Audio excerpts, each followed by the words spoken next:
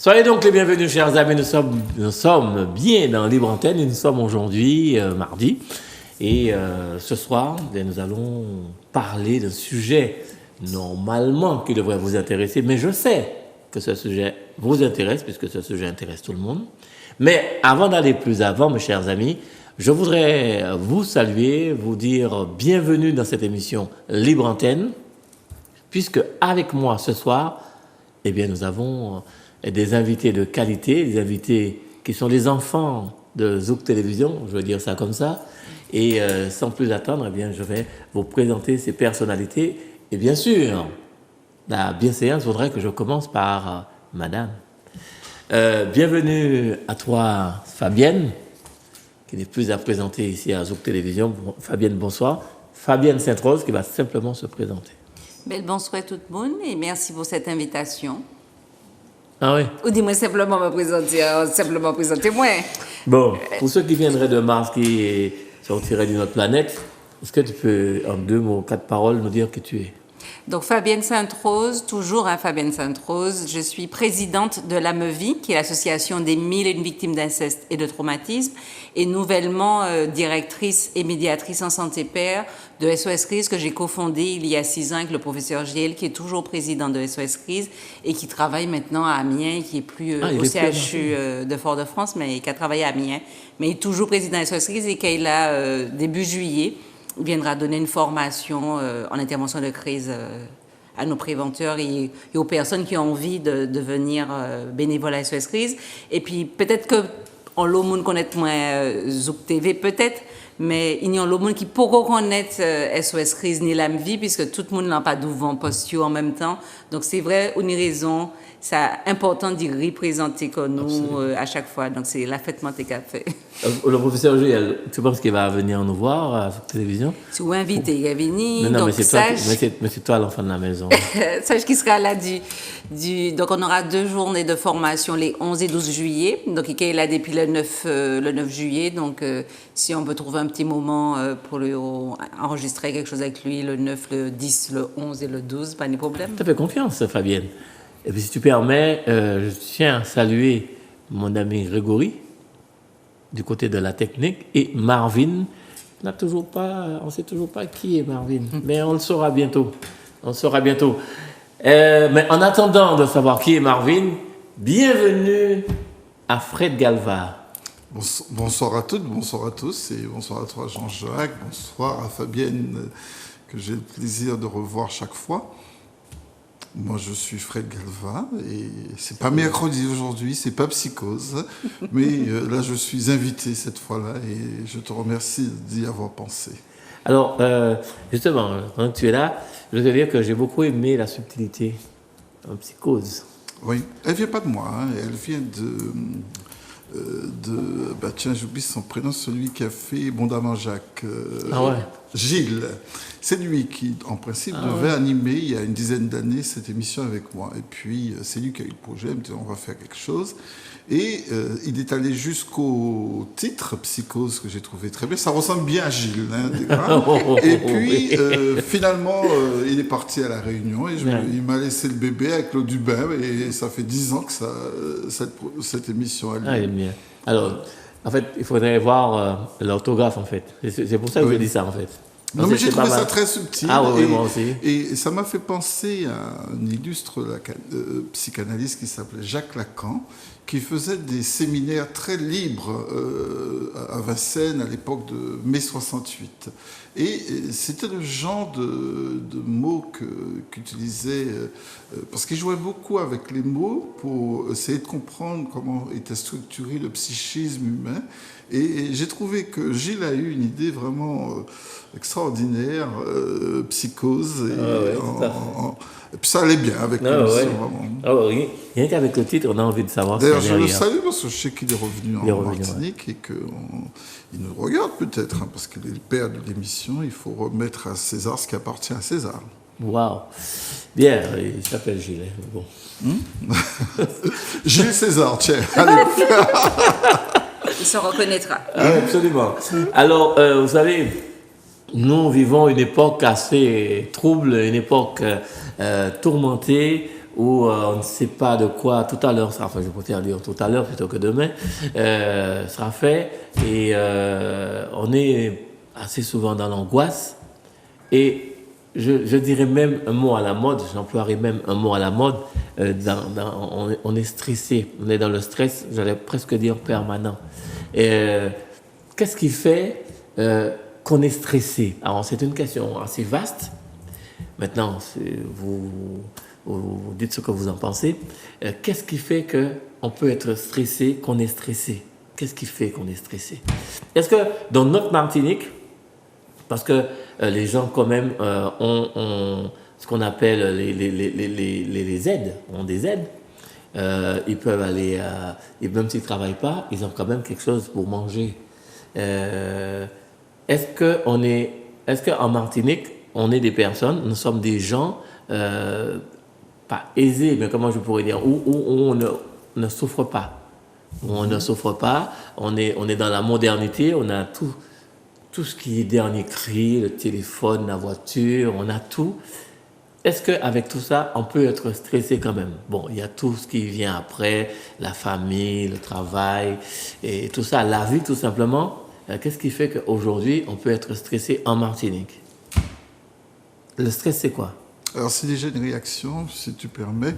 Le stress, c'est une réaction biologique, parce qu'on utilise le terme de façon assez galvaudée, je suis stressé, etc. C'est quand même une réaction biologique, ça vient du cerveau. Ça a perdu de sa valeur, quand même? C'est-à-dire que c'est galvaudé, on en parle beaucoup. Ouais, je suis stressé, parfois c'est simplement, on dit ça, mais en fait on est parfois agacé, on est attristé. Le stress est la réaction que le cerveau provoque lorsque il évalue une situation et puis il se dit je ne vais pas y arriver. Voilà. Donc il provoque cette réaction de stress qui elle-même peut provoquer d'autres symptômes, d'autres signes. Et voilà déjà la définition du stress. Et les animaux peuvent être stressés lorsque on modifie leur environnement, l'information vient à leur système nerveux central, ils se rendent compte que les choses ont changé. Les animaux peuvent être stressés. Surtout quand on les déplace dans les camions et tout ça. Les métaux aussi. Alors c'est pour ça qu'il faut dire que c'est un terme qui veut dire précisément réaction par rapport à une situation évaluée comme insurmontable ou difficilement surmontable par une personne. Voilà. Alors maintenant, après, on peut décliner. Qu'est-ce qui peut rendre les choses insurmontables? Est-ce que, par exemple, comme tu disais tout à l'heure, Jean-Jacques, est-ce qu'on peut considérer que la situation économique est source de stress?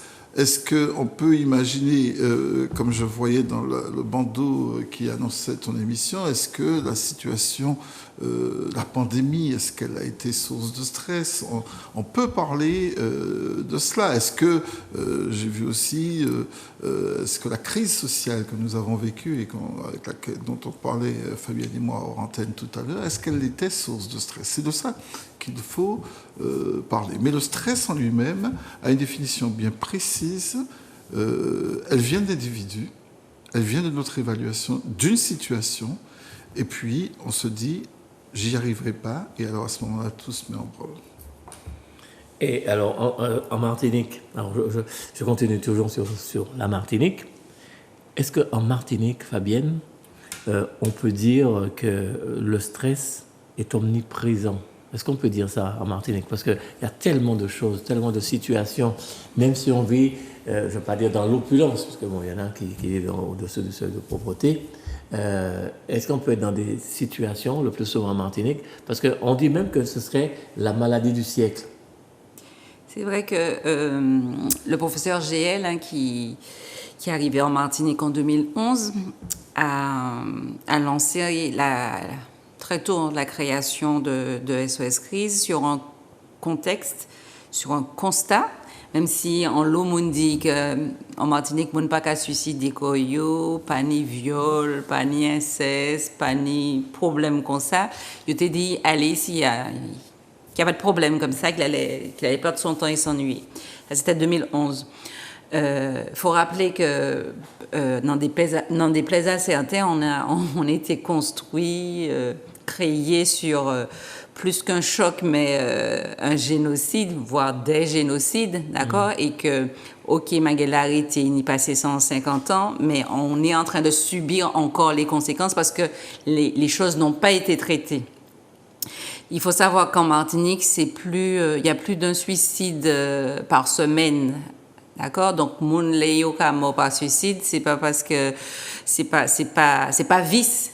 D'accord? Donc, cela a dépassé ma envie de dire, puisque faut savoir que quand on passe à l'acte comme ça, c'est que la souffrance, elle était insupportable. Il faut savoir aussi que 80% des personnes qui se suicident, d'après eux, c'est femmes ou bien c'est hommes? C'est des femmes. Des femmes? Ben, ou pas, oui. Ce sont les hommes. D'accord? Les femmes sont plus 80% fragiles. des personnes qui se suicident, ce sont des hommes. Et pourquoi on dit que les femmes sont plus fragiles? En Martinique aussi. Il faut savoir que, alors que dans le reste du monde et en France, les femmes font plus de tentatives de suicide que les hommes, mais ici, il y a les hommes qui ont fait plus de tentatives de suicide que les femmes. Est-ce que notre ciel, j'allais dire notre ciel bleu, notre soleil, notre mer turquoise, on a vu qu'elle est plutôt orangée avec les sargasses ces jours-ci, agitée de temps en temps avec les menaces d'ouragan. Ouais. Donc, ou peut dire nous qu'à vivre dans stress permanent. Nous n'y maman montagne pelée qui pétait en 1902, mais il n'y a des petits signes qui a fait mon paix. Donc les larves qui a tombé, donc les préchotins ils ont tremblé, mais pas que les préchotins, d'accord. On est comme Haïti, on vit avec les risques sismiques, donc c'est pour ça que Marcelin Albéry qui se bat depuis plein d'années pour faire prendre conscience de cette réalité-là. Donc, oui, la Martinique, les Martiniquais, nous vivent on est dans un stress permanent, donc c'est peut-être pour ça que nous avons autant d'hommes, même s'il y a le monde qui dit pas de problème sur consommation alcool Martinique, même on va penser si nous c'est pour mes consommateurs champagne, c'est peut-être pour faire le ménage, je sais pas, mais il y a effectivement des problèmes de consommation d'alcool, de consommation de stupéfiants et nous sommes pas là pour donner des leçons aux gens. Quand on tombe en dépendance, c'est parce qu'on a souffert, on a cherché un magaï pour atténuer la souffrance. Il faut pas oublier, on est comme je l'ai rappelé quand j'ai commencé, je suis présidente de l'AMVI. La question des violences sexuelles sur les enfants, c'est une réalité dont on parle pas. C'est vrai que le gouvernement a enfin pris, après avoir entendu le cri de victimes, il faut visiblement avoir un peu de notoriété pour être entendu, a pris la mesure, essaie de prendre la mesure des choses et qui a mis en place depuis septembre ou voire mars de l'année dernière une commission indépendante inceste et violence sexuelle sur les enfants et qui permet effectivement de recueillir depuis septembre les témoignages des femmes et des hommes victimes de violences sexuelles dans leur enfance. En France, c'est passé 160 000 mounes. Ici, il y a, on ne sait pas combien mouni. Moi, tout ce que je sais, c'est qu'à l'AMVI, depuis 2014, Fred, on a vu passer plus de 3000 femmes, en majorité des femmes, mais on a vu aussi passer des hommes. C'est plus difficile pour un homme de pousser la porte pour dire oui, mon père m'a fait ci, mon grand frère m'a fait ça, monsieur l'abbé fait moi ça, ou maîtresse, papa m'a fait moi tel maguet, la nounou m'a fait ça. C'est plus difficile pour les hommes de dire, de confier ces choses-là. Et c'est peut-être pour ça que c'est eux qui font davantage de tentatives de suicide. Oui, nos hommes souffrent. Les femmes qui apprennent fait, mais nos hommes aussi. Donc c'est pour ça que nous mettons Doubout SOS Crise pour aider les professionnels aussi, parce que c'est vrai que quand j'ai commencé l'AMVI en 2014, j'ai un peu bousculé les professionnels quand j'ai dit que certains professionnels n'étaient pas suffisamment formés pour reconnaître et traiter ces victimes-là, d'accord? Parce que quelqu'un qui a subi des années de violence dans l'enfance, il n'a pas les mêmes souffrances que des personnes qui n'ont pas vécu tout ça. Qui n'ont pas vécu tout ça. Ils ont fait, mais pas autant. Donc, il y a une formation spécialement envie de dire pour ça, d'accord? C'est des formations en psychotrauma. Et donc, c'est des choses qui ont été découvertes il n'y a pas si longtemps que ça. Donc, même si les gens, ils ont plein de diplômes, tout ça, on a vu que la science évolue. Donc, il faut se mettre à jour et puis adapter ces prises en charge. Et puis, il n'y a pas de fatalité dans la violence et la souffrance. On a vu comment les gens tombent comme des petits pains depuis quelques mois ici. On a un meurtre quasiment par semaine. côté nous aller pourquoi dire pas de stress permanent moi même mon père vrai moi en soirée mon père descend en ville faire commission mon père ça c'est pas stress permanent donc nous n'y a un problème et il faut que nous regardions comment nous gérer ça parce que le président a dit nous en 2020 que nous étions dans une situation de guerre et puis la crise sanitaire mais la GAI là toujours et là c'est pas nous bien ouais c'est pas Covid seulement qu'a tué moun hein moun qu'a tombé qu'on typé aussi ça normal nous au Far West ici donc faut une forme à guerre quoi. Mais est-ce que justement est-ce que vous pensez est-ce que vous pensez vraiment que pas des médecins pas des spécialistes mais comme ça que on a besoin du stress ou alors est-ce que le stress est nécessaire à un certain équilibre? Moi, je crois qu'il fait du tort, le stress. Donc, oui. on n'en a pas besoin et on a besoin. Alors, c'est souvent entendu en disant que le stress serait pourvoyeur de performance. Moi, je trouve ça absolument faux. C'est-à-dire que c'est un discours qui est porté auprès des sportifs, par exemple, pour leur dire qu'il faut que vous soyez en état de stress pour être plus performant auprès des dirigeants d'entreprise. Ça, on a entendu souvent ça. Et moi, je trouve que c'est pas tout à fait juste de penser ainsi, dans la mesure où on est sûr que le stress, comme le disait Fabienne, et elle l'a expliqué très justement, génère des souffrances, génère des dysfonctionnements sociaux. Oui, je crois que ce sont des... Et puis, non seulement génère des dysfonctionnements sociaux, mais sont parfois la source même, ce stress est parfois la source de ces dysfonctionnements. Et si ces troubles sociaux dont on pourra parler, qui nous ont tous un peu surpris pendant la pandémie, si cette violence exceptionnelle qui a lieu actuellement, qui fait que nous évitons même de sortir et de peur qu'une balle ne se perde dans... C'est parce que effectivement, il y a des grosses difficultés à l'intérieur de certaines personnes. On ne va pas généraliser parce que nous ne sommes pas tous pareils. Et il y a des gens qui arrivent à résister au stress.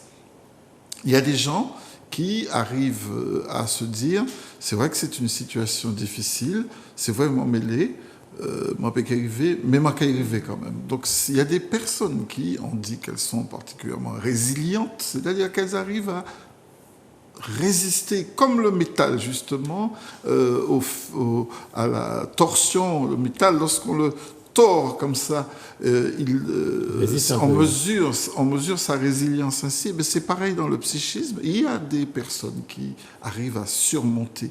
Mais on est tellement sollicité par un environnement qui est extrêmement anxiogène en ce moment. Quel point, à part peut-être le taux d'éole qui nous donne l'impression qu'il y aura une fête, qu'il y aura quelque chose qui va se passer, quel est l'horizon qui pousse les gens à être dans le bonheur en ce moment? C'est ça le problème. C'est-à-dire que les gens sont dans des difficultés existentielles très fortes. Et Jean-Jacques, je voudrais te dire que la fragilité n'est pas, contrairement à ce qu'on pourrait penser, du côté des femmes. Fabienne disait tout à l'heure qu'il y a plus d'hommes qui soit tentent de se suicider, soit réussissent. Plus d'hommes que de femmes. Et ça, il faut en tenir compte. Parce que c'est un critère qui nous laisse penser que la fragilité, contrairement à ce qu'on pourrait penser, parce que ça, c'est des réflexes de genre, dire « Ah oui, c'est femme fragile, etc. » Elle n'est pas de leur côté. Elle serait plutôt du côté des hommes. Maintenant, pourquoi ? Ça peut faire l'objet d'une nouvelle émission. Mais c'est pas... cette histoire de sexe faible, c'est un raccourci. Non, c'est même pas un mythe, c'est un mensonge. Puisque ce n'est pas du côté des femmes qu'on va trouver la fragilité psychologique. Elle est bien du côté des hommes. Maintenant, il est intéressant que des chercheurs, comme aussi brillants que professeur GL essaie de comprendre, peut-être avec d'autres psychiatres et psychologues, pourquoi qu'il y a une corrélation, pourquoi les hommes sont touchés ainsi en Martinique.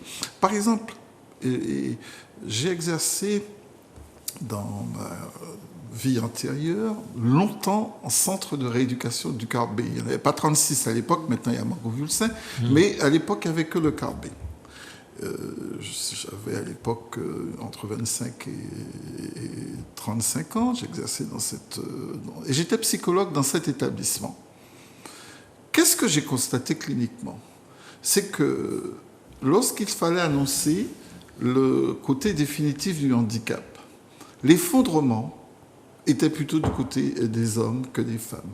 Les femmes, comme par hasard, c'est pas par hasard, il y a certainement une bonne raison, arrivaient à trouver des stratégies de résistance, de réajustement, et j'étais souvent confronté à l'effondrement des hommes, mais c'est un effondrement, comme tu le disais, qui restait dans le silence de mon bureau, puisque c'était à l'hôpital, c'est-à-dire que comme si ces hommes qui étaient fragiles n'avaient pas l'autorisation sociale d'exposer cette fragilité. Il n'est pas question en Martinique, pour un homme, de se retrouver publiquement exposé à sa fragilité. Non pas qu'à plairer.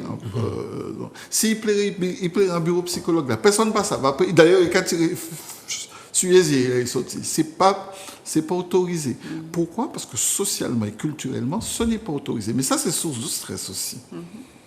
Source de stress. Ah ben bien sûr, si en tant qu'homme, on ne peut pas exprimer librement ses émotions, vous imaginez un peu la contrainte, on est enfermé dans soi-même, c'est extrêmement... Frustration.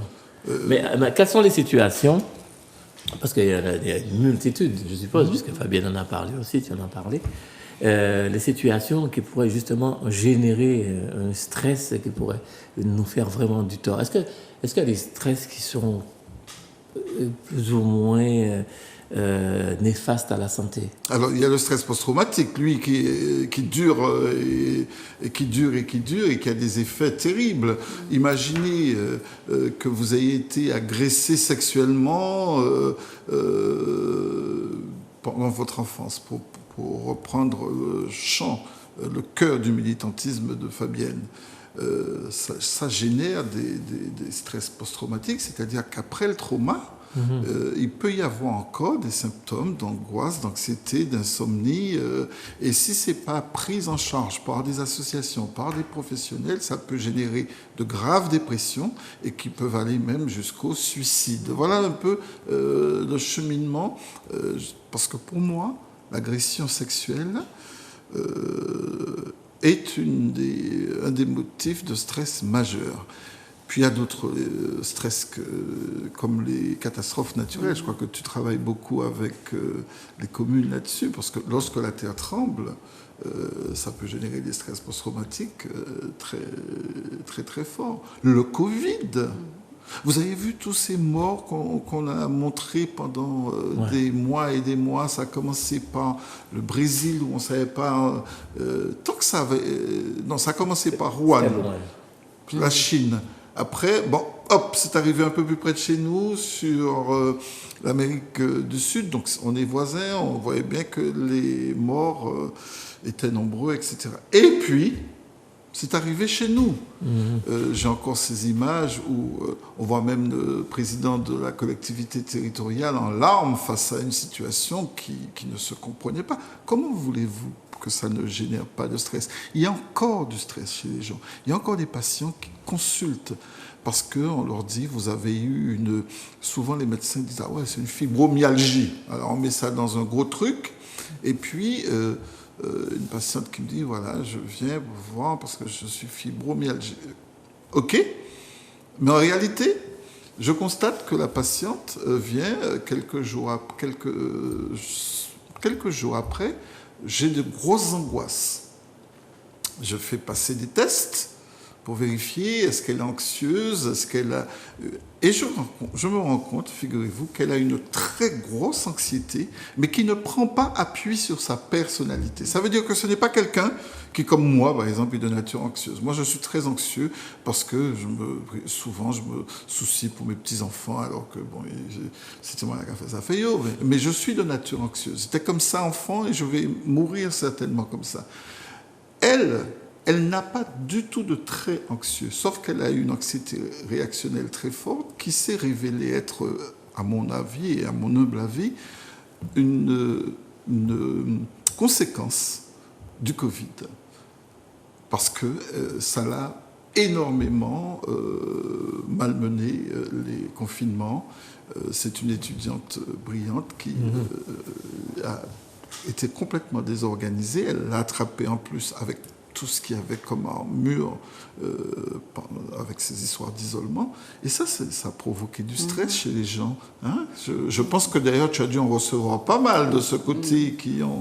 Alors Fabienne, justement. C'est vrai que depuis 2020, mars 2020, donc nous, on a vu les appels à SOS Crise augmenter, puisque dans la crise sanitaire, même si sur sa durée, on voit que c'est une crise psychosociale, hein, mais elle a aussi provoqué des morts. Elle a surtout provoqué des peurs de mourir aussi. C'est ça. Parce que Fred, il parlait des stress post-traumatiques. Le trauma, c'est vraiment quand on a été confronté à la mort, qu'on a été confronté à la mort, même si nous pas morts, mais on a eu peur de mourir. D'accord? Moi, j'ai perdu ma sœur de 51 ans du Covid l'année dernière en août. L'accompagner pendant une semaine en RIA, c'est l'horreur. OK? Et qu'elle est derrière 4 petits mamans, elle est 2 petits-enfants affreux. Ma mère, qui a 75 ans aujourd'hui, elle a déjà perdu 2 enfants. Elle dit, mais les enfants ne peuvent pas mourir avant leurs parents. C'est pas possible. Donc, oui, cette crise sanitaire-là nous a mis dans une... Je dis bien nous a mis parce qu'il n'est pas derrière nous. Parce que là, ça va faire 1 an en août qu'elle est décédée. Donc, il faut passer la fête des mères, il faut passer Noël. Donc, tous ces moments-là vous rappellent que, voilà, vous avez perdu un être cher. On a vu aussi dans les appels, puisqu'on ne savait pas grand-chose de cette maladie-là au départ. Donc, les gens ont vécu ça vraiment comme la peur du VIH aussi. Donc, les gens disaient, mais est-ce qu'on attrape ça en faisant l'amour? Est-ce qu'on attrape ça en s'embrassant? Donc, c'est vrai, ça a été... nous ne pouvons pas les dire ça, et puis on le distance à présent, mais il y a 2 ans, c'est... C'est une nouvelle maladie, hein. Oui, mais c'était une nouvelle maladie que personne ne connaissait. Donc, c'était le doute total. Et on avait l'impression que chaque jour, c'était notre dernier jour. Absolument. Ça, c'est pas rien, quoi. On a vraiment eu l'impression qu'on allait tous y passer. Et nos enfants aussi. Donc, cette jeunesse, ces adolescents qui se sont trouvés du jour au lendemain pris en otage, qui, normalement, là où on est ado, c'est là où on a commencé à vivre les premiers amours, les premiers émois, tout ça bridé. Donc, je veux dire, 2020, ça a été notre 2012. Tout le monde a vu le film 2012 où c'était la fin du monde. Mais là, ça a été la fin d'un monde, même s'il n'y a pas eu des morts, même si les êtres humains n'ont pas disparu, puisqu'on est peut-être plus 6 milliards, mais on est toujours au moins plus de 5 milliards encore. Donc, on est toujours vivants, mais on est des survivants, en fin de compte. Tout à fait. Exactement.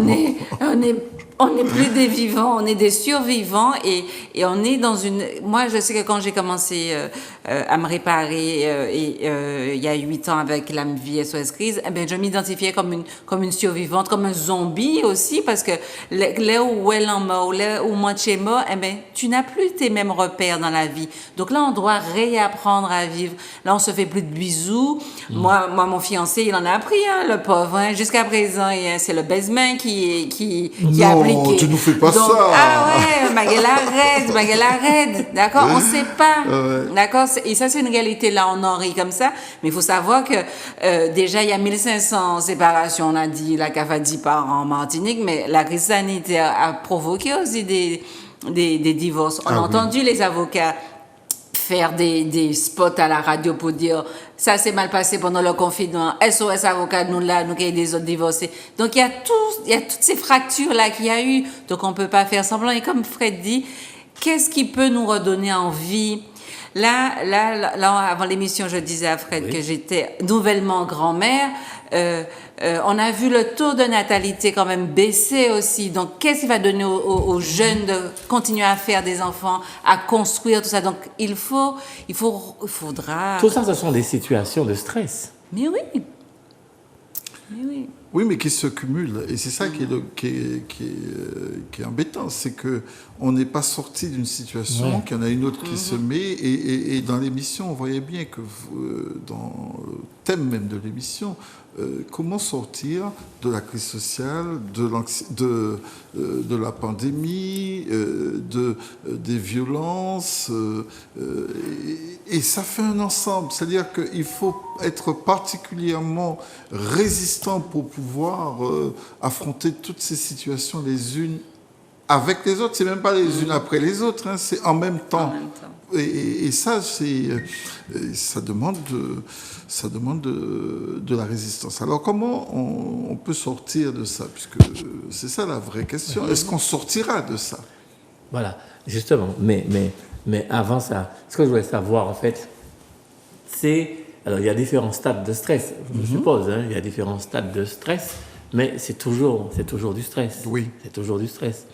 Mais la question que j'ai posée tout à l'heure, c'est, à part tout ce que vous avez dit, mais si je comprends bien ce que vous dites, tout est sujet au stress. Tout ce qu'on fait, tu vas travailler, c'est déjà du stress, en étant sur l'autoroute, ou dans une rue, une voiture qui n'avance pas vite, c'est déjà du stress.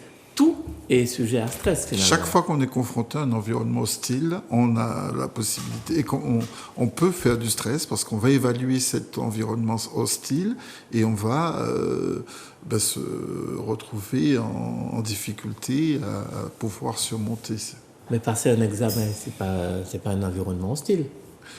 Écoutez, passer un examen, c'est pas un environnement hostile, c'est rempli d'aléas. Hein. On ne va pas à l'examen comme on va, je ne sais pas, à la plage. Il y a le risque d'échouer. Et d'ailleurs, on cultive évidemment cette excellence. Parce que derrière, par exemple, on est à l'épreuve de la période du bac, on pousse les enfants à l'excellence en leur disant « Écoute, tu passes le bac, mais il faut que tu aies la mention, c'est ça qui compte. » Et en poussant vers l'excellence, pour peu qu'on ait une estime de soi qui soit basse, on peut trouver cette situation difficile.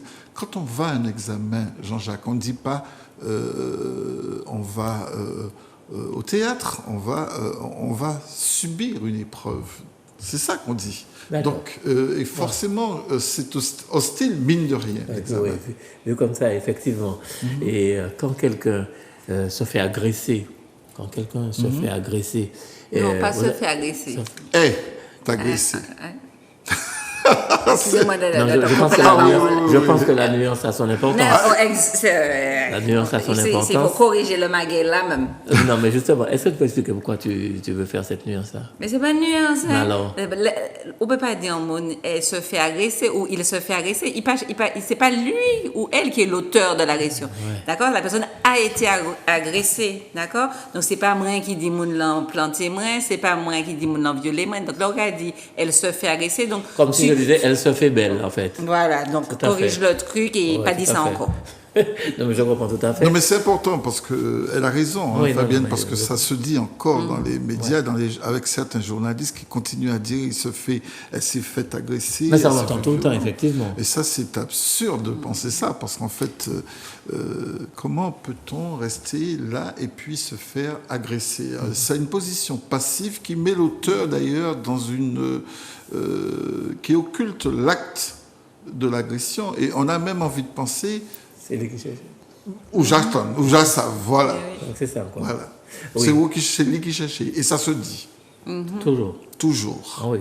Et donc, pour continuer sur cette question, comment se fait-il que, j'allais encore dire, quand on se fait agresser, je ne sais pas ce qu'il faut dire, quand on est agressé, je pense que c'est mieux, on est plus dans la réalité des choses.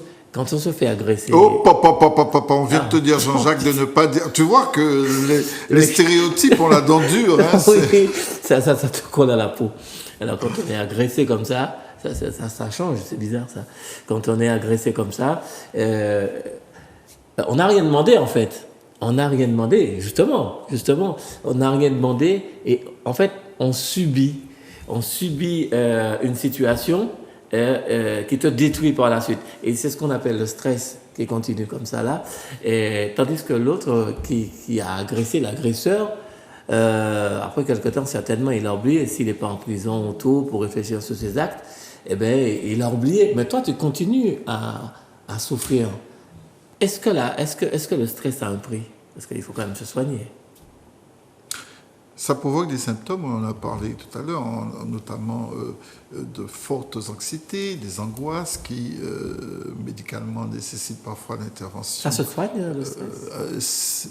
C'est pas le stress qui se soigne, mais les effets du stress. Hein. C'est pas le stress, parce qu'on est tous d'accord pour dire qu'on est dans un environnement tellement hostile que on est plus ou moins stressé. Tu vois, tout à l'heure, quand je suis parti de chez moi, il était 19h50. On dit, ben mon Dieu, j'ai une émission à 20h, je sors de chez le Cher. Eh ben, je ne te cache pas qu'entre point de départ et puis Zouk TV, ça reste un montant. Tu étais venu en voiture? Je suis venu en voiture. En avion. Non, je suis venu en voiture, mais tu vois, dans quel état? C'est pour ça que je peux te dire qu'on est souvent confronté au stress et ça, on n'y peut rien.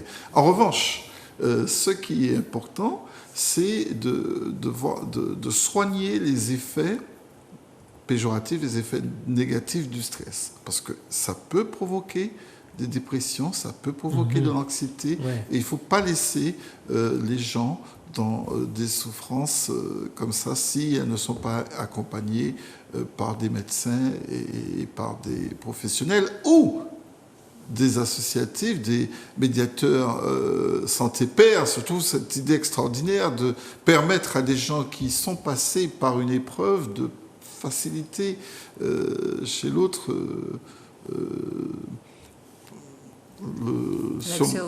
l'accès aux soins. Et ça, c'est extrêmement important. Parce que tu vois, donc, il faut pas jouer avec ça. Je crois qu'il y a beaucoup de personnes... Alors, on s'est dit... On parlait du suicide tout à l'heure. Mais on ne parle pas des gens qui sont hyper tendus chez nous. L'hypertension en Martinique est presque endémique. On a l'impression qu'il y a beaucoup de personnes... et une des conséquences du stress, entre autres... Bien sûr, il y a l'alimentation, vous allez me dire, oui, l'obésité, il y a le diabète, mais on sait aussi que le stress majore la tension artérielle, la fait augmenter. Et qu'il va falloir qu'on trouve ensemble une solution pour rendre les gens moins tendus, moins stressés. Et parce que j'avais à l'époque... il y a quelques années, une vingtaine d'années, j'exerçais encore à Dillon, et il y a un chef d'entreprise qui vient me voir pour me dire, oui, que rien ne fonctionne, il est hyper tendu, il est diabétique, mais les médicaments qu'on lui donne pour l'hypertension ne fonctionnent pas. Et j'ai eu cette idée de me dire, bon, et si on essayait de mesurer, parce que j'ai un petit test, je n'utilise pas beaucoup les tests, mais de temps en temps, ça permet aux personnes de prendre conscience de l'état dans lequel ils se trouvent. Et on voit que ce monsieur est dans non seulement son anxiété trait, c'est-à-dire qu'il a des traits anxieux, c'est-à-dire qu'il est anxieux de nature, mais en plus, quand on mesure l'anxiété réactionnelle, elle dépasse tous les scores possibles. Je lui ai dit, mais monsieur X, il va falloir qu'on baisse ça. Tant que vous allez être anxieux comme ça, évidemment que ça va aussi augmenter la tension. Vous aurez pu prendre tous les médicaments possibles et imaginables, mais si on n'arrive pas à diminuer l'anxiété, évidemment, on aura toujours des effets sur la tension artérielle. Et on se rend compte qu'en Martinique, il y a beaucoup de personnes hypertendues. Beaucoup. Et je ne sais pas, on ne va pas mettre ça sous le dos de la chlordécone, parce qu'il n'est Il dit bagaille, ah ouais, et puis chlordécone, mais ça, c'est pas chlordécone. Oh, c'était avant chlordécone. Ah oui. Peut-être, est-ce que les gens étaient moins stressés avant? Tiens, voilà la bonne question. Voilà. Mais, est-ce qu'on peut, alors je pose la question aux deux. Je pose la question aux deux. Est-ce qu'on peut guérir du stress ou espérer guérir du stress? C'est pas une maladie. Je vous ai dit que ce sont des conditions qui provoquent des maladies. Et ces maladies, on peut les guérir. On peut sortir d'une dépression si elle est prise tôt. Et si le patient lui-même est coopérant, parce qu'il y a des gens qui savent même pas qu'ils sont dépressifs. Donc, comment voulez-vous, s'ils passent à ça, vous comprenez qu'il y a un docteur, on peut guérir les anxiétés. Ça, la médecine sait faire ça. Hein. Il y a des molécules très connues, les anxiolytiques. Au bout de 3 semaines, les gens se rétablissent. On peut guérir de l'hypertension artérielle. En tout cas, on peut la diminuer. Mais du stress en lui-même, je pense qu'il faut agir sur l'environnement. Notre environnement est trop hostile en ce moment. Notre environnement en Martinique, d'une façon générale, notre société, et Fabienne l'a très bien expliqué, nous sommes dans un bain qui n'est pas un bain structurant. Il y a trop de petits points qui sont des points d'alerte. Et je pense qu'on ne tiendra pas la route comme ça. Alors, on ne va pas non plus constater chaque fois qu'il y a des crimes, des meurtres, etc., jusqu'à se demander est-ce qu'on n'est pas dans le Far West. Et on ne peut pas rester là comme ça, à regarder notre société décliner et puis dire « Ah, bon, c'est comme ça, c'est une fatalité ». Ce n'est pas une fatalité. Il faudra agir. Mais qu'est-ce qu'il faudrait faire pour diminuer ces phénomènes? Qu'est-ce qu'il faudrait faire? Est-ce qu'il y a des associations qui existent pour prévenir le stress? Ben tiens, pardon. Oui. Dis donc. Crise. Justement. Oui. SOS Crise. Pour diminuer, je vais en parler pour prévenir même. Mais stress. Écoute, SOS Crise a été, à mon avis, un outil extrêmement important pendant la période où on a été complètement le premier confinement a été une horreur de chez horreur. Pour ce qui concerne les rapports sociaux, c'était une horreur. Moi, j'ai jamais vu ça, j'ai jamais connu ça, et c'est parce qu'il existait des possibilités pour les personnes, tu vas rappeler ce numéro, de pouvoir appeler, contacter une structure qui vous écoute. Et ça, c'était important. Ça, il faut favoriser et il faut continuer à dire aux gens, quand vous vous sentez mal, si vous n'êtes pas arrivé, dormir, criez SOS Crise. Il y a des gens 24 heures sur 24 chez toi. Toujours. Donc, et ça, c'est plutôt que de mentaliser, c'est-à-dire, parce que ce cerveau n'est pas toujours notre allié. Des fois, avant de nous dormir, hop, c'est là le cerveau qui prend tous ces vieux souvenirs, vieux machins, etc. Et puis voilà, on dort pas. On dort pas. Et alors que pendant qu'on est dans cet état second, on pense au téléphone, on appelle. Il y a des gens maintenant qui sont là, à l'écoute.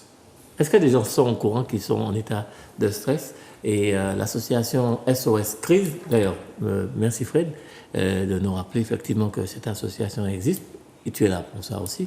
Donc, rappelez aussi ce numéro de téléphone et nous dire justement au niveau du stress, les gens peuvent appeler, les gens peuvent parler, discuter, tout ça. Comment ça se passe? Pour revenir sur la question de la violence, donc quand j'ai parlé en introduction du contexte dans lequel on a créé SOS Crise en 2016, il y avait déjà la question de la violence dans les contextes qu'on avait identifiés. On a dit tout à l'heure qu'on a bien vu depuis mai qu'il y a beaucoup d'homicides. En 2008, j'étais au Théâtre Saint-Vile avec ma fille. J'ai vu un type prendre une balle, être tué devant moi. D'accord? 2008 au Théâtre Saint-Vile avec ma fille de 3 ans dans les mains. Donc, quand en 2016, nous avons créé SOS Crise, c'est pas parce que nous t'es qu'à ennuyer que nous.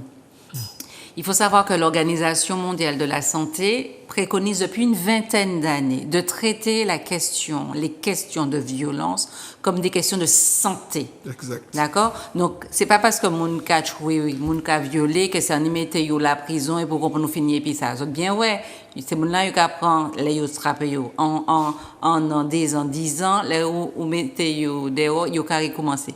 Donc, la question de la violence, hein, même si la violence, c'est pas une maladie, mais faut traiter ça comme un problème de santé. Et comment on nous qu'à traiter les problèmes de santé? D'accord? Donc, c'est effectivement avec des professionnels qui sont formés, donc des médecins, des psychologues, d'accord? Avec des éducateurs spécialisés, des infirmières formées à la question des psychotraumas. Tout à l'heure, quand tu as parlé de l'exemple aussi des agressions au travail, d'accord? Il faut savoir que il y a à la poste, il y a dans les banques, il y a dans la rue, dans les collectivités, à l'hôpital aussi. Il faut savoir que quand on agresse un professionnel de santé, c'est 45 000 € normalement d'amende ou capron. Donc, on est aussi agressé sur le lieu de travail. Après, on va dire qu'il y a 26 000 demandeurs d'emploi, qu'il y a du chômage, qu'il y a beaucoup d'arrêts maladie, tout ça. D'accord? Il faut savoir que quand on a été... c'est Alice Miller qui disait ça, hein, que l'origine de la violence, c'est la maltraitance de l'enfance. Donc, quand on n'a pas été protégé dans l'enfance et qu'à l'âge adulte ou à l'adolescence, on a continué à être malmené, hein, mais c'est vrai que même quand du coup on arrive à l'âge adulte, on n'arrive pas à se protéger, on n'arrive pas... On devient des proies. Donc, l'autre inutile, là, il t'a déjà repéré, tu peux avoir tout le maquillage que tu veux, avoir toutes les armures que tu veux pour essayer de machin, mais il a ou c'est un poids, c'est à souris qui est tombé. Donc, effectivement, comment traiter de façon efficace et efficiente les problématiques de violence? Il faut faire de la prévention, oui. Moi, il y a un petit proverbe latin, je ne vais pas le dire en latin, qui dit « Qui veut la paix prépare la guerre ». Hein? Comme on est déjà en guerre, moi je dis qui veut la paix répare la guerre. On doit être dans une démarche de réparation. Donc la réparation, c'est pas que pour les génocides que nos ancêtres ont subis entre la traite des Noirs et l'esclavage et puis après le colonialisme. Il y a aussi toutes les violences qu'on continue à subir. Il faut réparer ça, d'accord? Et réparer, c'est effectivement une prise de conscience des élus. OK? Puisque c'est pas Tisson qui est debout bout des mains pour dire il faut faire comme ça. Donc les élus ont le pouvoir. Ouais, c'est eux qui ont le pouvoir. Moi, je suis un peu en colère parce qu'en 2017, donc soit à peine un an après la crise, ça faisait même pas un an, puisqu'on a lancé la plateforme en septembre 2016. Juillet 2017, on fait venir le docteur Zavala, qui est un cancérologue de Porto Rico, qui a été invité par le docteur Joachim, Clarisse Joachim Cantaré et docteur Jacqueline Véronique Baudin, il avait développé un registre des violences. D'accord? Et qui a fait montrer son efficience dans plusieurs États des États-Unis, plusieurs États, effectivement, en Afrique et puis à Porto Rico. Donc, on avait proposé aux équipes, en tout cas au pouvoir de l'époque, de mettre ça en place. On n'a pas été entendu. D'accord? Donc, un registre des violences, c'est effectivement identifier, grâce à la police, grâce aux associations, grâce aux professionnels, le type de violence, pour voir la réponse qui a été donnée et comment on peut aider, soutenir. Parce qu'on a vu que on est dans un vrai désert médical depuis plusieurs années ici. Il n'y a pas assez de médecins. Avec la crise sanitaire, il y en a plein qui ont dû fermer aussi. Les psychologues sont en burn-out aussi parce que il y a 400 psychologues, on a dit, mais la demande est si forte que on n'arrive pas à prendre tout le monde, d'accord?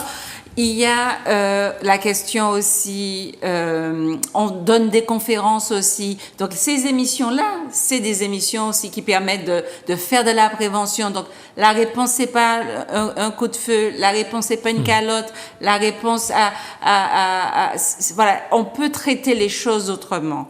Voilà ce que je voulais dire. Donc, j'aimerais bien, maintenant qu'on a 3 nouveaux députés et un député assez expérimenté, qu'ils entendent que faut peut-être se rapprocher des institutions, des associations pour voir comment on peut réduire, parce que c'est vrai qu'on ne pourra peut-être pas réduire à zéro les problématiques de violence, mais on peut quand même descendre. On peut descendre. On peut essayer de vivre un petit peu en paix dans ce petit pays. Oui, oui.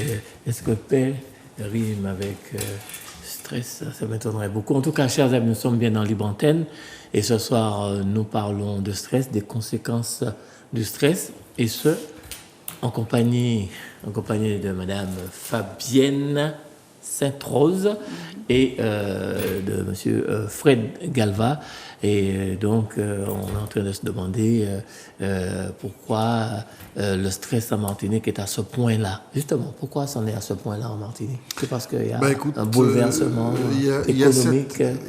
Il y a eu des événements, il y a eu certainement, comme on disait, un environnement hostile, qui est de plus en plus hostile. Mais ce que je dois dire aussi, c'est que j'ai l'impression que ce n'est pas assez pris en compte par nos élus. Alors là, je vais peut-être revenir sur des choses qui m'ont toujours un peu attristé. C'est que on a l'impression, par exemple, que nos élus considèrent, par exemple, que les questions de santé, c'est forcément les questions de l'État et qu'ils ne sont pas concernés. Sauf qu'ils ont une représentation de la santé qui est extrêmement somatique. Ils ne prennent pas en compte la santé psychologique des personnes, la santé psychique, et alors que là, ils peuvent jouer. Les élus peuvent, par exemple, faire on va pas appeler ça un Grenelle, on va appeler ça, comment ça s'appelle, le conseil général, le conseil régional, c'est comment ça s'appelle, la maison, la collectivité. La collectivité, la cité, elle est située dans un quartier. Voilà. On pourrait organiser des grandes périodes de réflexion autour du lien social. Comment faire en sorte que ce lien social ne soit pas rompu? Parce qu'on sait que si on agit dessus, forcément on va agir sur l'environnement et on va diminuer le risque de stress. Pendant la crise sociale, d'un côté, tu as l'État qui dit « Ouais, il faut vacciner, ou pas qu'à vacciner, ou que... » Vous vous souvenez de... Je caricature volontairement parce qu'on a un peu de distance maintenant. Il faut se vacciner, d'ailleurs, si ou pas vacciner, ou pas qu'à travail, etc. pour certains. De l'autre côté, on avait un autre groupe qui était majoritaire dans notre pays. Jusqu'à présent, je crois qu'ils doivent être majoritaires, les non-vaccinés. Ah, je ne vais pas vacciner, je ne vais pas l'état de parler de ça, c'est un suicide, c'est un crime, c'est un viol même, j'ai entendu un député dire. Bref. Et dans tout ça, les élus avaient une place extraordinaire à prendre. Ouais. Et j'ai eu l'occasion de rencontrer le directeur de l'ARS pour lui dire dans une rencontre que je considérais, moi, que l'injonction, ce n'était pas la bonne solution, mais qu'il fallait peut-être organiser des groupes dans chaque espace possible, dans les quartiers. Puisqu'à l'époque, on avait la possibilité, puisque nous, pas des cadres, j'ai travaillé, nous t'es confinés. C'était l'occasion que dans les quartiers, on réunisse des personnes, on n'avait pas le droit d'être nombreux, mais en tout cas, permettre aux gens d'exprimer leur peur, et ça, c'était la responsabilité, c'est une responsabilité locale d'organiser le lien social. Qui c'est qui va le faire à notre place? L'État? L'État va s'occuper du lien social dans notre pays. Et ça, je crois que pour la violence, c'est pareil. Il faut organiser avec des professionnels des lieux d'expression au plus près des gens.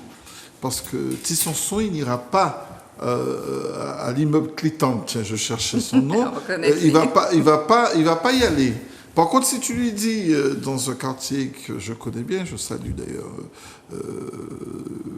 au Carabin, au quartier du Lorrain. Si tu dis que tu mets en place, à côté de la chapelle du Carabin, un groupe pour parler de ce qui se passe actuellement, de la violence, les gens pourront se retrouver et en parler. Et ça va, ne serait-ce que parce qu'ils seront entre eux, ça va déjà diluer la peur parce qu'elle sera partagée. On sera dans un sentiment partagé. Elle ne sera pas concentrée sur moi-même face à la télé, face aux informations que Zouk TV et les autres donnent. Il y a des morts, il y a des morts, il y a des morts. Est-ce que je me fais comprendre? C'est simple comme ça, effectivement. Mais ça demande une volonté politique. Alors, quand on parle d'élus, souvent j'entends ça, on parle d'élus, à chaque fois, pourquoi les élus ne bougent pas, pourquoi les élus ne font pas ci, pourquoi les élus ne font pas ça. Mais est-ce que quelque part, la population, je pense que nous sommes tous responsables, ne pourrait pas, d'ailleurs tu viens de le démontrer de façon magistrale, eh bien, de proposer des choses, puisqu'il s'agit aussi de notre vie, de notre quotidien. Et comme tu disais, c'est pas l'État qui a sorti côté pour venir dire aller dans un foyer rural et puis discuter. Tu viens de dire ça là. Et quand on dit les élus, mais nous aussi les citoyens, on peut prendre comme un SOS crise qui fait un travail énorme, j'entends. Hein. Et puis décider, proposer aux élus certaines choses, parce que l'élu n'a pas venir là et puis imposer et dire voilà, on va faire une réunion passée, mais si des gens. Mais c'est ce qu'il vient de te dire. Oui, mais c'est ce que je lui dis. Mais c'est ce que je lui dis. C'est ça, fini de dire là. Il dit ça. Mais c'est ça. Il m'a dit que nous proposons aux élus Ah des bon? barrières. Là, nous avons proposé. Fabienne, c'est ce que je te dis, Madou. Qui sont les nous faire de plus? Madou, comme ça, c'est bien. Monter barricade. Voilà. Fabienne. Exactement. Fabienne. Et c'est ce qui s'est passé Fabienne, en réalité, Fabienne, c'est bien ce que je te dis. C'est bien ce qui s'est passé. C'est comme ça qu'il faut expliquer la crise sociale. C'est-à-dire que quand on parle des élus, je fais ceci, je fais cela, tout ça. Mais l'élu ne va tout faire non plus. C'est pour ça que je te dis qu'il a donné, en tant que citoyen responsable, il dit on aurait pu faire comme ça, faire comme ci, faire comme ça, et puis le proposer à l'élu qui a les moyens de mettre en place les choses. Pourquoi pas? Donc, et courage, tout le monde il faut avoir le courage de le faire aussi. Voilà, c'est ça que je te dis. C'est bien exactement ce qu'il a dit. Effectivement, parce que quand tu disais ça, Fred, quand tu étais en train de dire ça, en disant les élus, alors je me disais, mais il dit ça, toujours les élus, se décharger sur les élus, mais non, j'attendais la suite. Et j'attendais la suite de ce qu'il allait dire. Et la suite m'a conforté dans ce que j'espérais qu'il allait dire. Et c'est ce qu'il a dit, effectivement.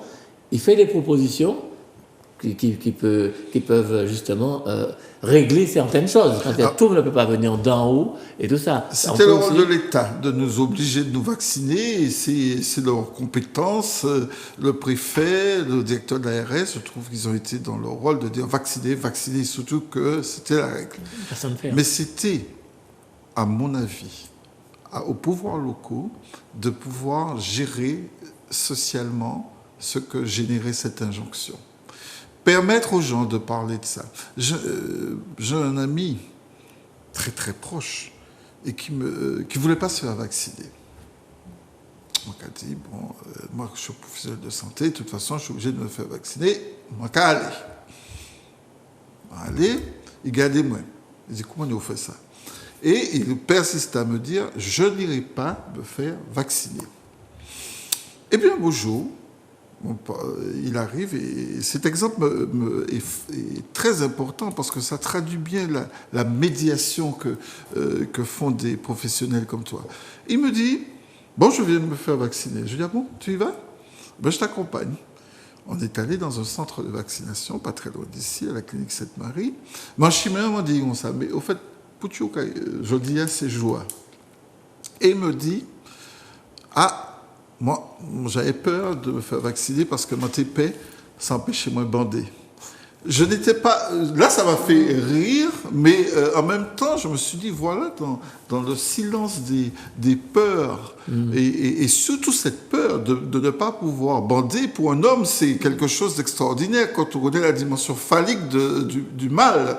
Donc, quand on pense qu'il y a eu certainement des personnes qui se sont abstenues de se faire vacciner pour ne pas perdre leur virilité. Mais il faut l'exprimer, ça. Au lieu de dire aux gens, allez, tu n'es pas vacciné, tout le temps. J'ai même entendu le Premier ministre, et ça c'est une erreur, l'ex-Premier ministre, puisque maintenant nous avons une Première ministre, dire que pendant que nos gens mouraient, il disait que nous étions, comme nous ne vaccinions pas, nous étions l'exemple. C'est-à-dire qu'en fait, il disait que, voilà, il n'y a pas qu'à vacciner, mais il y en a pris l'autre. C'est un discours extrêmement culpabilisant qui renferme les gens. alors qu'il s'agissait, à mon humble avis, moi je ne suis pas élu. Je n'ai jamais été très porté vers ce genre de poste, mais il s'agissait d'organiser dans les quartiers, dans chacun des quartiers, des petits espaces. Ça qui est vini, Cavini, ça qui pas les vini, pas Cavini. Mais il fallait ouvrir la parole. Est-ce que le stress peut conduire jusqu'à la mort? Mais évidemment. Il y a le suicide à part. Sur la question du suicide, je pense que Fabienne est certainement mieux placée que moi pour en parler. Je voulais compléter ce que tu disais, Fred, et déjà remercier nos préventeurs de SOS Crise, tant les bénévoles que les salariés, puisqu'il faut savoir, comme tu l'as rappelé tout à l'heure, en mars 2020, les toutes mains fait main, nous pas fait main, on s'est dit, nous t'es créé pour ça, d'accord? Et très vite, le professeur GL a mobilisé les troupes, le préfet aussi nous a sollicité et on a organisé effectivement le maintien de la plateforme qui se trouve toujours à Bellefontaine dans les locaux de EDF que nous tenons vraiment aussi à remercier pour ce partenariat et cette confiance. Les préventeurs on a vu pendant toute cette période-là des gens qui, s'il n'y avait pas eu la crise sanitaire, ne seraient jamais venus à SOS Crise. Tout le monde a trouvé Bellefontaine très loin avant la crise sanitaire. Mais actuellement, il a trouvé ça pas si loin que ça. On a vu aussi des personnes qui pensaient pas qu'elles étaient capables d'aider, de soutenir.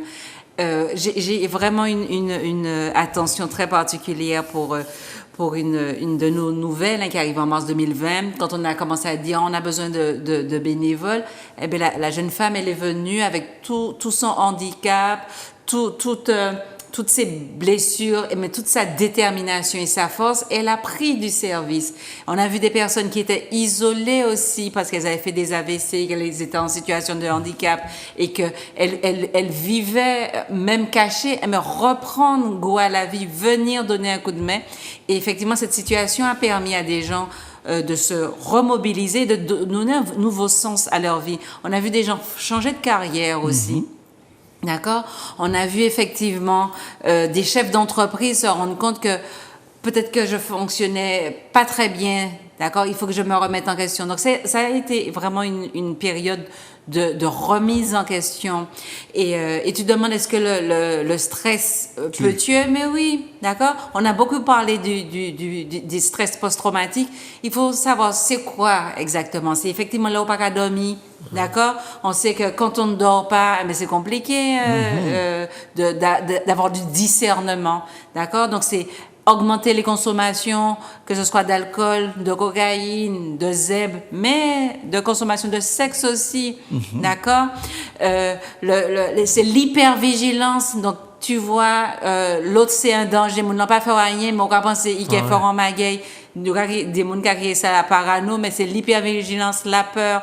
C'est aussi les sursauts aussi. Donc, on a l'impression que, voilà, le mal, il peut arriver à n'importe quel moment. Donc, c'est être tout le temps sollicité, de ne pas avoir de repos. Donc, on peut nous dormir la nuit. Ou la nuit, c'est quoi? Entre 8 heures, 6 heures, 8 heures de sommeil. Si tu as fait 5 minutes, tu n'as pas pu faire plus. Donc oui, ça épuise. Donc ça épuise physiquement, ça épuise dans ta tête. Et c'est ce qui peut conduire au suicide et aux homicides aussi. Et il faut savoir que les gens qui souffrent de ça, souffrent de dépression, on dit, et que dans 90% des cas, quand la dépression elle est reconnue, elle est traitée par les médecins ou par les psychiatres et les psychologues aussi, eh ben on en guérit. D'accord? Ce sont des morts qui sont évitables, comme pour le cancer. Là, on est en train de faire un travail aussi avec le CHU pour essayer de comprendre pourquoi les femmes antillaises, les femmes martiniquaises, n'ont pas recours au frottis. Pourquoi il y a des choses qui existent pour éviter de mourir ou d'être malade même de certains troubles, ben on les met pas en place. Donc, on a effectivement un travail d'information. D'accord? De mobilisation de nos ressources, parce que les ressources, elles sont là. Et comme il dit Fred, il a donné l'exemple à son ami. Il va bien en leçon. Il a donné l'exemple, il lui a montré. Et c'est ça la médiation. C'est de dire, voilà, j'y vais, je fais, et si pas bon, ok, ouais, on l'aimerait. Moi, j'ai vu que quand ma sœur est décédée du Covid l'année dernière, et que dans ma famille, j'étais la seule à être vaccinée, mais je peux te dire que dans la semaine qui a suivi, et même pendant la semaine où on était en RIA, ils ont été plusieurs de ma famille à aller prendre le vaccin, d'accord? Donc, et c'est dans ce contexte-là aussi qu'on a créé, avec notre réalisateur fétiche, Alain Bida, on a fait un dernier petit film, puisque SOS Crise n'est pas qu'une plateforme d'intervention de crise téléphonique. On fait aussi des films. On a fait un dernier film avec lui qui s'appelle Envie vive. C'est effectivement sur cette crise sanitaire-là qu'on aura l'occasion de vous montrer si vous nous invitez de nouveau. Et bien, si vous recevez le professeur GL en juillet, il pourra vous le diffuser et discuter autour de ce petit bijou sur la crise sanitaire où, voilà, on a vu qu'on avait perdu notre discernement. Quand on est confronté à la peur, au doute, on ne sait pas quoi faire, quoi. Et ça, comme il a dit, Fred, en début d'émission, c'est des réactions biologiques. Oui, Et des réactions, il y en a. Justement, s'il y a des personnes qui souhaitent intervenir pour participer à cette émission, n'hésitez pas, chers amis, vous composez le 05 71, Grégory, si je me trompe, tu me fais signe. 05 96 déjà. Tu as dit 05 71. Oh, mais 05 96 71 27 07, Fred. C'est cela, parfait. C'est bien ça. 71 27 07. 07. Alors, il y a plein de personnes qui se plaignent en disant à tout bout de champ, oh là là, je suis stressé. Est-ce qu'il n'y a pas une confusion? Tout le temps, on entend ça. Alors, ce que j'ai une noté petite quand fatigue, même ça aussi peut être comme un une stress? sorte de leitmotiv, c'est comme on dit, stress, comme ça. Il faut quand même appeler le stress, c'est quelque chose de bien précis et c'est l'objet de notre émission, on a expliqué. Par contre, ce qu'on a aussi chez nous, et c'est l'occasion d'aborder ça, l'estime de soi. Je crois que je rencontre dans ma pratique clinique, en tout cas, beaucoup de personnes qui ont une faible estime de soi. Et qui n'ont pas confiance en eux et ont une image extrêmement détériorée, une image intérieure d'eux-mêmes et de leurs capacités. Mais en fait, c'est une représentation intérieure. Je me fais comprendre, ce n'est pas la réalité. Ce sont des gens qui ont un potentiel extraordinaire, mais malheureusement intériorisent mentalement le fait qu'ils ne sont pas bons, qu'ils ne sont pas performants, qu'ils sont laids, qu'ils ne vont pas plaire, etc. Alors que la réalité est différente. Ce sont des processus intérieurs qui sont liés aussi à l'éducation. Et là, par contre, Fabienne, souffre que je te dise que malheureusement, l'estime de soi, la baisse d'estime de soi touche particulièrement les femmes dans notre pays. Mais c'est lié aussi à l'éducation. Lorsqu'on dit voilà, une femme, elle est faible, c'est le sexe faible, il faut la protéger, etc., forcément, on induit de façon inconsciente ou consciente des représentations de soi-même autour de « je suis faible »,« ah non, une femme ne peut pas, je suis femme donc je dois être dans un cadre bien précis ». Et on ne libère pas tout son potentiel. Souvent, ça nous arrive dans notre société où l'estime de soi est altérée. Et ça, par contre, le fait qu'on ait dans notre société beaucoup de personnes qui souffrent de ça, c'est-à-dire d'une diminution importante de leur estime de soi. Est-ce qu'ils en sont conscients? Non, parce qu'ils ne sont pas toujours conscients. Ils savent qu'ils ont quelque chose de... ils souffrent, mais ils ne sont pas conscients. Pourquoi ? Parce que quand les gens ont une baisse d'estime d'eux-mêmes, quand tu n'as pas confiance en toi, c'est parce que tu rentres dans le moule dans lequel on t'a mis, au détriment de tes aspirations personnelles. Je suis Fred Galva, je suis psychologue, j'ai peut-être, c'est le rôle social que j'ai. Il ne faut surtout pas que j'ai l'occasion de dire je souffre psychologiquement, j'ai des souffrances, parce que ce n'est pas permis socialement. Est-ce que je me fais comprendre? Donc je n'ai pas de marge pour exister quand je suis déjà dans un moule. C'est ce qui arrive souvent aux gens. et qui se construisent non pas à partir de leurs désirs, leurs émotions, leur aspiration, mais simplement se construisent par rapport à l'identité sociale qui leur a été attribuée. Au moule dans lequel ils sont. Et là, il faut qu'on apprenne à sortir du moule et se dire, et même si c'est pas très chrétien, je suis désolé, moi d'abord, me first, moi avant tout. Ok? Et ça, il faut qu'on apprenne à le faire. Voilà. On dit bien la charité bien ordonnée Commence par soi, en principe, effectivement. Même si peut-être que c'est pas écrit dans la Bible, en passant. Ah non, c'est pas tout à fait écrit dans la Bible. Mais il faut que nous disions ça quand même. Voilà. Mais les gens qui souffrent de ce phénomène, je ne sais pas comment on appeler ça, de stress, quand ils viennent consulter en général, qu'est-ce qu'ils disent? Ils disent que on ne me comprend pas, ou alors moi-même je ne comprends pas les autres. Comment ça se passe? Mais comment on arrive à détecter, le fait que quelqu'un... Je suis à fond avec les pensées de Fabienne sur la prévention. Parce que souvent, quand les gens arrivent, il est déjà un petit peu trop tard. Ils sont dans l'effondrement. Et quand je les vois, ils sont plutôt dans l'effondrement, dans les pleurs, dans quelque chose d'extrêmement dégradé. Alors que on pourrait mettre des ateliers, ça se fait maintenant, d'amélioration de l'estime de soi, faire en sorte que les gens puissent se retrouver dans des petits groupes pour apprendre à conforter leur estime de soi, plutôt que ça se dégrade au point que lorsqu'ils arrivent en consultation, on soit déjà dans la dépression, quoi. Ouais. Et souvent, les gens qui arrivent parce qu'ils sont soit en crise, pour faire, ça tu dois connaître ça bien, avec SOS Crise, soit ils sont déjà dans l'effondrement, alors que l'idée serait qu'on mette en place des outils de prévention qui permettent aux gens de conforter leur estime de soi. C'est pas simple, parce que notre culture, et tu en faisais référence tout à l'heure, nous sommes sortis d'une expérience traumatique post-esclavagiste extrêmement violente. Ouais. Et malgré des gens comme Aimé Césaire qui nous rappelaient que être nègre c'est beau. Ouais. Hein? Malgré d'autres Américains qui nous disaient Black is beautiful, on a encore, contrairement à ce qu'on pense, des gens qui souffrent parce qu'ils sont noirs. Ah oui. Ah si, ça existe encore en 2022, des gens qui vivent très mal leur identité noire parce que ils se sentent ils sentent que ils sont pas en plénitude, et ça existe encore. C'est peut-être moins fort qu'avant, mais ça existe toujours. Je ne suis pas sûre que ce soit moins fort. Tu penses? Bien là, oui. Et surtout chez nos jeunes aussi. Absolument.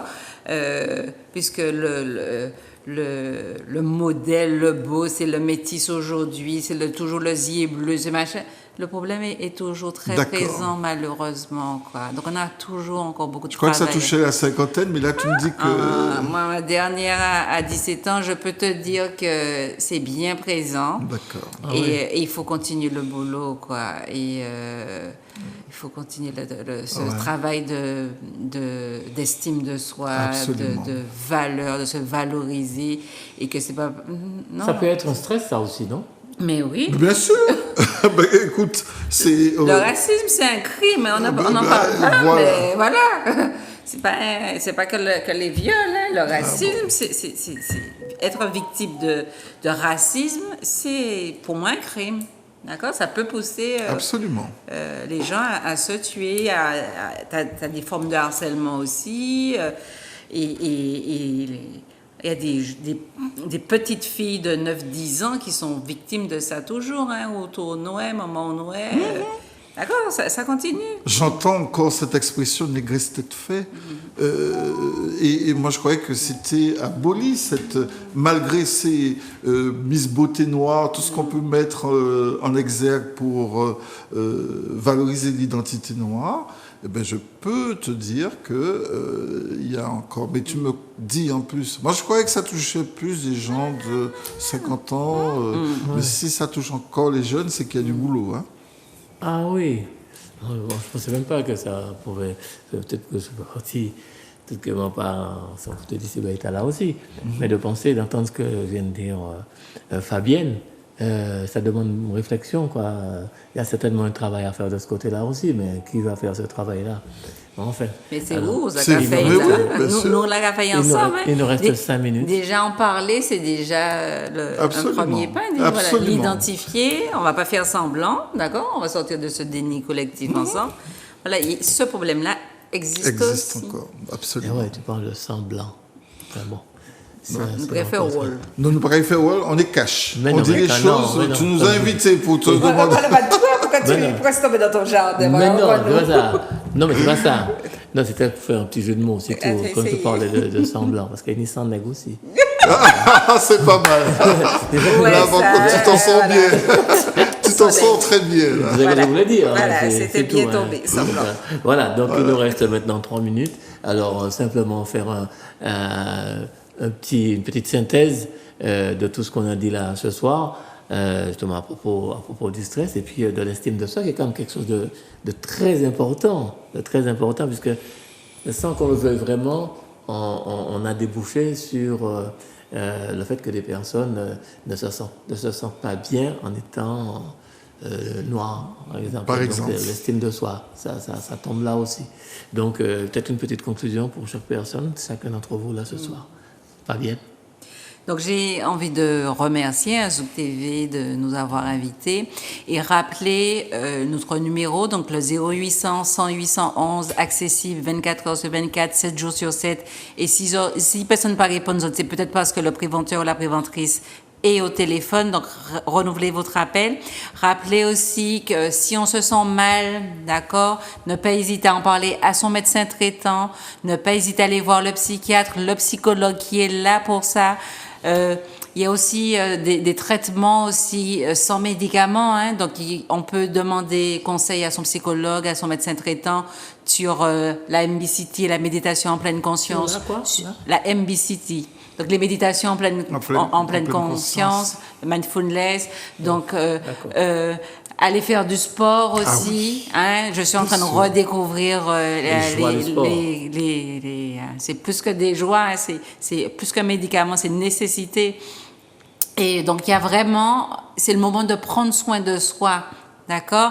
Fred il a dit, c'est pas être égoïste que de dire moi d'abord. Moi d'abord, si on veut vraiment améliorer la vie de l'autre, il faut d'abord se changer soi, améliorer sa propre vie pour être effectivement plus efficient. C'est un peu le travail du médiateur en santé paire, c'est de dire, voilà, je suis malade, je me soigne, c'est pour donner envie à l'autre de se soigner aussi. Et c'est pour ça qu'on a fait ce petit film qui s'appelle Envie vivre. Quand est-ce qu'on va voir ça? Ah ben les roulés, hein.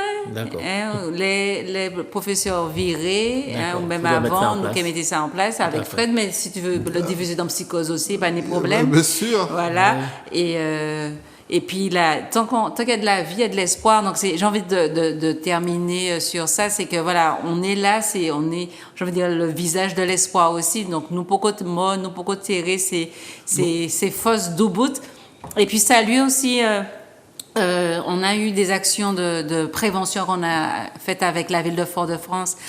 On parlait d'élus tout à l'heure. La ville de Fort-de-France est une nouvelle élue en la personne de Madame Nathalie Jouan Martaille, je crois, c'est ça. qui vient de réaliser tout le mois de juin des actions auprès des parents. Donc on a eu le 4 juin la Journée mondiale de la parentalité. C'était la première année où c'était marqué par la ville de Fort-de-France. On a eu samedi avec Madame Peggy Pierre-Charles, cette première caravane insertion et emploi avec la ville de Fort-de-France. Il y a des petites choses comme ça qui se mettent en place. Donc, restez à l'écoute, restez connectés et puis on nous voit pour nous aller. Alors SOS Crise 0100 100 811. SOS Crise 0800 100 811 et notre prochaine session de formation, c'est les 11 et 12 juillet, c'est gratuit, donc vous pouvez appeler pour aussi dire que vous êtes intéressé pour devenir bénévole aussi.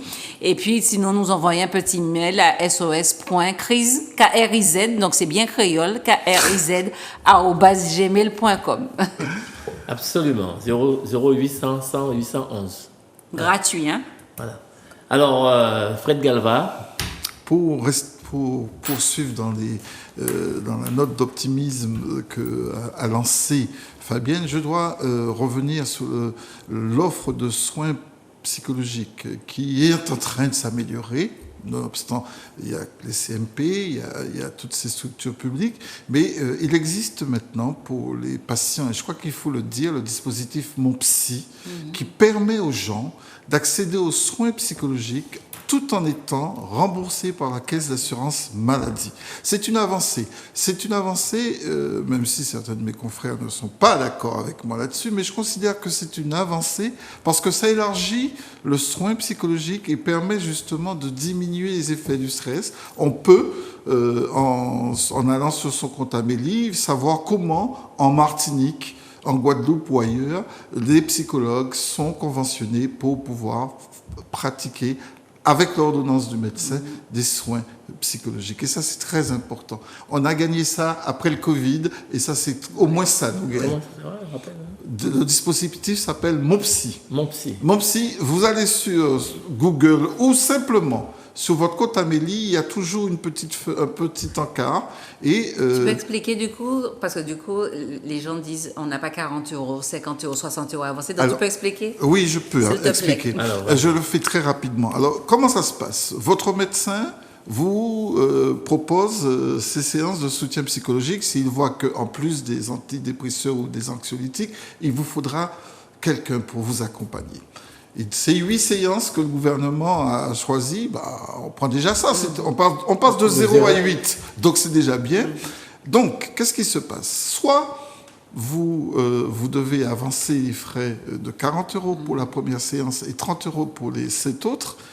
Et vous êtes remboursé par votre mutuelle et l'assurance maladie. Ah oui. Parce qu'on vous remet une feuille de soins. D'accord? Ça, c'est le premier cas. Soit vous êtes CMU, et vous ne payez pas parce que c'est le psychologue lui-même qui va envoyer la feuille de soins à la sécurité sociale. Si vous êtes en affection longue durée, c'est pareil. Le psychologue ne vous demandera pas de l'argent, mais en contrepartie, enverra la feuille de soins. Moi, je considère cela comme une grande avancée, même si je sais que certains de mes confrères n'ont pas adhéré à la démarche. Que les patients adhèrent, hein? Je constate.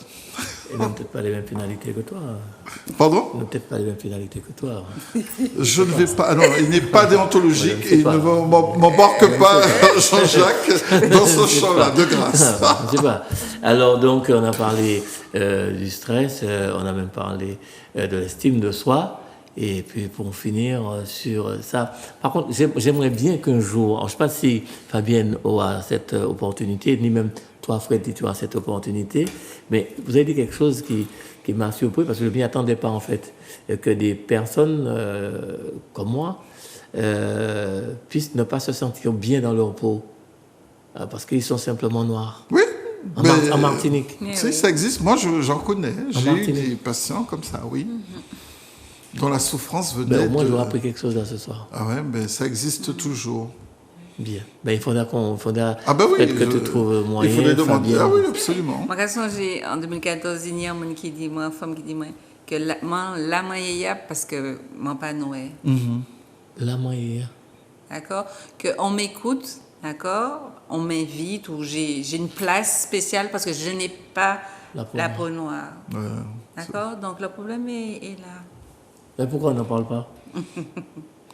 Parce que pour l'instant, d'en parler, il y a peut-être qu'il n'y a pas assez d'objecteurs de conscience, il n'y a pas de porteurs de ces questions-là, mais ça va sortir, puisque si des gens comme Fabienne continuent ce travail de faire remonter toutes les souffrances intérieures, ça se saura. La preuve, elle vient de m'annoncer que ce n'est pas si cantonné aux générations des cinquantenaires, etc., qu'elle retrouve ces mêmes signes chez les jeunes. Oui. Donc c'est un problème de société. Il faut en parler un jour.